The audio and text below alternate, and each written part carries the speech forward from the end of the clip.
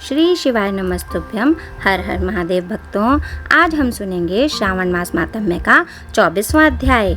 भगवान शंकर सनत कुमार से बोले, हे महर्षि, पूर्व कल्प में दैत्यों के अत्याचारों से पीड़ित होकर पृथ्वी ब्रह्मा जी के पास गई। पृथ्वी की व्यथा कथा सुनकर पृथ्वी के उद्धार के लिए ब्रह्मा जी देवताओं के साथ पृथ्वी को लेकर क्षीर सागर में विष्णु जी के पास गए।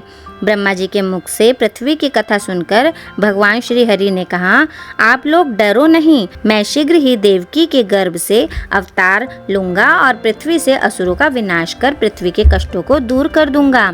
आप देवतागण पृथ्वी पर गोकुल में जाकर यादव कुल में जन्म लें।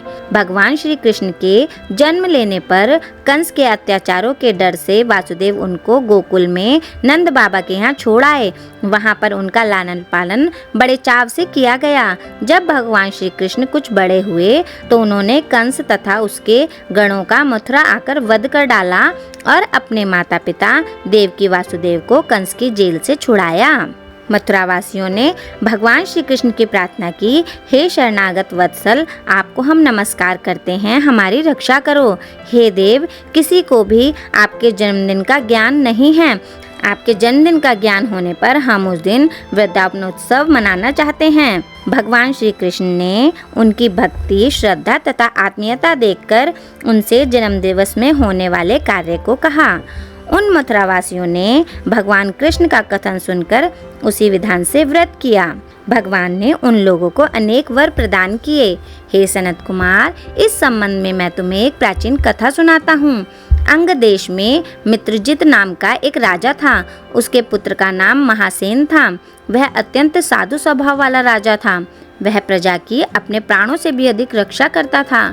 प्रजा भी उस पर अपने प्राण छिड़कती थी, परंतु वह अचानक पाखंडियों के संपर्क में आ गया। जो राजा अपनी प्रजा को प्राणों से अधिक चाहता था, वही अब अधर्म के रास्ते पर चल पड़ा। वह वेद शास्त्र तथा पुराणों की निंदा करने लगा और वर्णाश्रम धर्म से द्वेष रखने लगा। हे तात, इस प्रकार बहुत समय बीत जाने पर उसकी मृत्यु हो गई। यमदूत उसे पाश में बांधकर यम के पास लेकर गए। यम ने उसे नरक में गिराकर बहुत समय तक यातना पहुंचाई।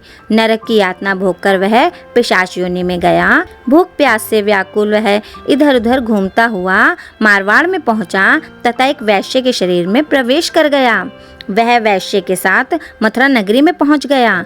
मथुरा के रक्षकों ने उसे वैश्य के शरीर से अलग कर दिया। वहां पर वह वनों तथा ऋषियों के आश्रम में घूमता हुआ भगवान की कृपा से जन्माष्टमी के दिन ऋषियों तथा ब्राह्मणों द्वारा की जाने वाली महापूजा में शामिल हो गया।